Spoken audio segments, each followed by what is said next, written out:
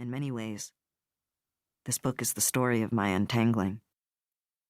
The act of writing, reading, and sharing the multitude of our experiences is an important step in standing up to those who wish to silence us.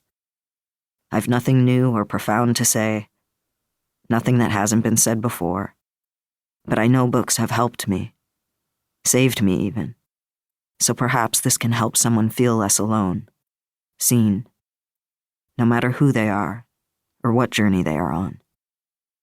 Thank you for wanting to listen to mine. This world has many ends and beginnings. A cycle ends, will something remain? Maybe a spark, once so bright, will bloom again. Beverly Glenn Copeland, A Song in Many Moons.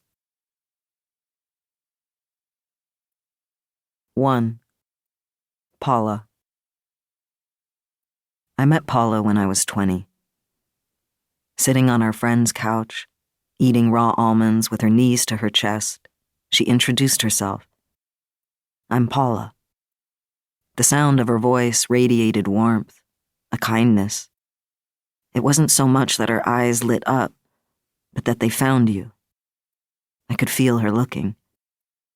We went to Reflections. It was the first time I'd been to a gay bar, and would be my last for a long time. I was a miserable flirter, flirting when I didn't mean to, and not when I wanted to. We stood close, but not too close. The air so thick, I was swimming in it. That summer, we took a friend's boat to an empty island to camp. We did mushrooms around fires and cooked salmon wrapped in tinfoil. Stars pulsating, reaching, as if forming sentences. Mushrooms always made me cry, but she loved them. Eventually, my anxious tears turned to joy. I envied the self-assurance in her body. We danced on the beach. A guitar was being strummed. We took turns playing shitty covers. I had just returned from a month-long trip in Eastern Europe, backpacking with my childhood best friend Mark. We began in Prague and took the train to Vienna, Budapest, Belgrade, and Bucharest. We stayed in hostels, except for one day in Bucharest when Mark was so ill that we got a hotel room with air conditioning.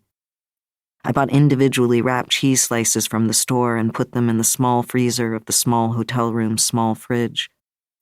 We waited as they became cold, and I pressed damp cloths on the back of his neck and along his spine. When the cheese slices were frozen, I placed them all over Mark's body, and that seemed to help a bit. The room had a jacuzzi, and we sat in it without filling it up, and flipped through the television channels, landing on a porno that incidentally also took place in a jacuzzi. Mark ate the cheese.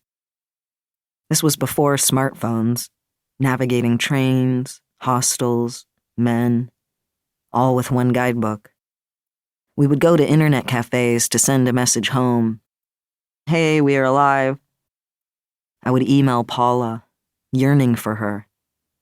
I thought about her incessantly, while we railed through Austria, looking at a sea of sunflowers, while I drank blueberry beer in a basement in Belgrade, lips purple, head spinning, like the last time we kissed, which was the first time, on a 12-hour train ride from Belgrade to Bucharest during one of the worst heat waves in decades.